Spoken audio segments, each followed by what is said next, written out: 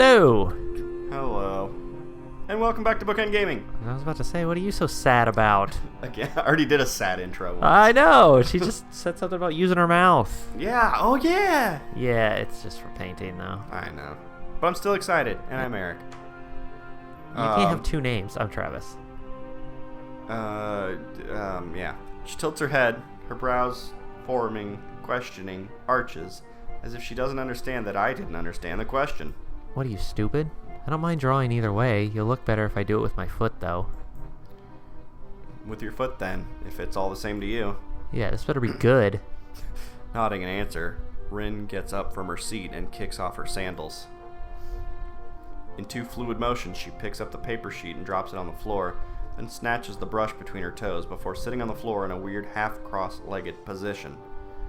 Although I've seen her do everything with her feet already, from eating to painting, this display of dexterity is so prodigious that I just stare at her, stunned.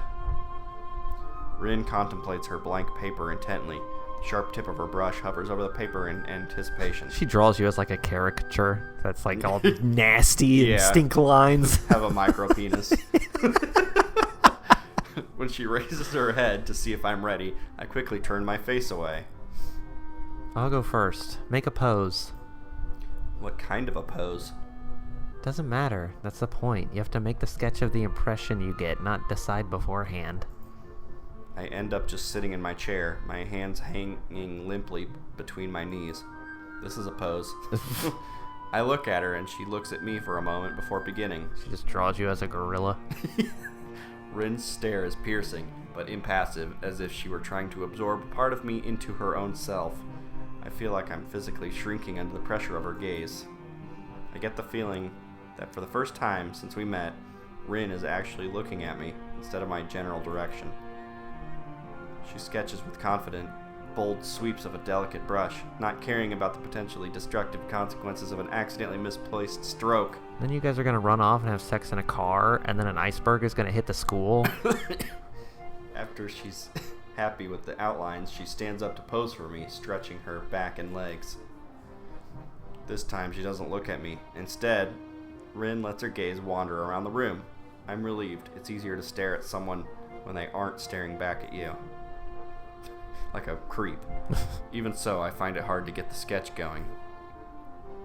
I'm not especially artistically talented, so I'm scared my portrait will turn into something disfigured, especially when compared to my partner's skill. Did you see the mural? She's going to make you disfigured. I didn't want to embarrass myself too badly on the first try. Rin is not helping the process either. She's jumping all over the place. She doesn't stand still for even 10 seconds, tilting her head from side to side to judge her drawing, biting at her lower lip, looking unsatisfied, constantly shuffling around like she was on hot coals. I finally managed to make some headway on my sketch. With my outlines done, we start inking in the shadow and light. Nomiya passes by and remarks on the beginnings of our sketches. It sucks! Very good. Standing figure is easier for a beginner to get a grasp of. But I didn't choose the pose. I don't care. I look at him and then at Rin in confusion, but he's already moving on to the next pair, and Rin seems unresponsive. Just like when she was painting the mural, Rin had become so engrossed with her work that it seems that she has shut me, the classroom, and the entire world itself out from her own little sphere of existence. Every now and then she leans backwards, seemingly to get some perspective. Sometimes she bends forward, leaning down until her nose almost touches the paper. This rocking back and forth looks silly. Suddenly Rin proves she hasn't completely drifted off into a world of her own, and speaks. Are you having fun already? She didn't raise her eyes from the drawing, which is a good thing. The breaking of the silence sent a jolt of surprise through me, as if I'd been electrocuted. I don't know yet. It's hard to say. I love drawing with other people. Me and you used to do that all the time. Yeah. We would just sit there for hours and do that. We need to like record ourselves doing that. Like get two screens and just draw, and that'd be hard to manage, I guess. Yeah. And also I suck at drawing. What would I draw? Sonic? Just like the old days? Yeah! And I'll draw... I don't know. Yeah, I was about to say big-titted anime women, so... There you go. Yeah. I can't... hear how she replies to my answer because it seems she is suddenly having a private, whispered conversation with her sketch. I don't understand how she can draw so well when she has the attention span of a butterfly. As it seems she lost her interest, I go back to work on my drawing as well. I try to add texture to Rin's hair, somehow grasp the way the golden afternoon sun lights her bright red tassel flame, and transfer it to my paper in shades of black and gray. I think you're in love with her. Yeah. Somehow this pen and the bottle of ink seem like such lousy, inadequate tools for the task. I should have joined a photography club. Yeah. Minutes pass, but the sketch doesn't magically look any more like Rin than it did before. Her voice wakes me up from my despair. What about now? Excuse me? Are you having fun already? Why do you keep asking me that? Because it's a club, right? Clubs are meant to be fun. You joined to have fun. Are you having fun? I joined to get laid, alright? Is it important that I'm having fun? Yes. Okay, I'm having fun. Good. That doesn't sound sincere. Yeah. I wonder if I said that just to please her, or if I really meant it. I can't really tell if I'm having fun. Can't really decide which it was. I don't hate this, though. I can honestly say that much. It's good enough for now. That's what you're looking for. Good enough. Good I enough don't for hate now. this. That's what she's going to say about you. Yeah. As the allotted time to finish the studies quickly ticks away, I desperately try to improve my awful sketch. It doesn't seem to get any better. Usually it gets worse when you do that. Yeah, you overdo it, and then it just becomes a splotch. Especially with ink. Yeah. I want to start again from scratch, but what would be the point? There's no time for that, and she's not sitting in the same way. Ugh. Okay, everyone, that's it for today. Please turn in the drawings on my desk. I'll see you all next Monday. That's not Beautiful. terrible. No, it's not bad at all. There's not really much... I guess this is shadowy. Yeah. But I thought he said he was adding shadow stuff Yeah, to her he just hair. gave up on doing anything with the hair. I glance at my portrait. It doesn't exactly look like Rin. I guess you could say it portrays her, but that might be a bit generous. The nose and jaw look hideous, and the shading is terrible. Granted, it's my first attempt at drawing with ink, but it's still pretty bad. I mean, the nose is just a line. That's just anime nose. Right. That's not bad. Yeah, see, it looks just like Yeah, her. you nailed it. I can't even tell which one's the real one. She sneaked up behind me while I was lost in thought. Damn it, I was hoping I could smuggle the portrait to the teacher without you seeing it. Why? I'm not really happy with it. Wish I could draw better. You just need some practice. Could you take my drawing to the teacher too? Curious myself about how the sketch turned out, I peek at the figure. From the way Rin was drawing, it looked like she was really into it. Whoa, she's awesome. Yeah. It's excellent. Somehow the seemingly arbitrary strokes come together to form an image of my face. From the shape of my chin to the messy hair to the somewhat gloomy expression. There's like a stockbroker down on your luck. Her sketch blows my mind. You're amazing, or I wish I was good as you. Those are both good answers. I'm pretty sure it's you're amazing, but let me double check. Probably. But she also seems Yep. like... Okay. You're amazing. You're amazing. You don't want to go down on yourself. I mean, I would love to go down on myself. You but want her to do that. I'd never get anything done. Wow, you're amazing. It's not that amazing. Calm down, but thanks. Should have said the other answer. I take a closer look at her work. It's still glistening with the slowly drying ink. Is it zooming in? Yeah, it's coming right for us. Ugh.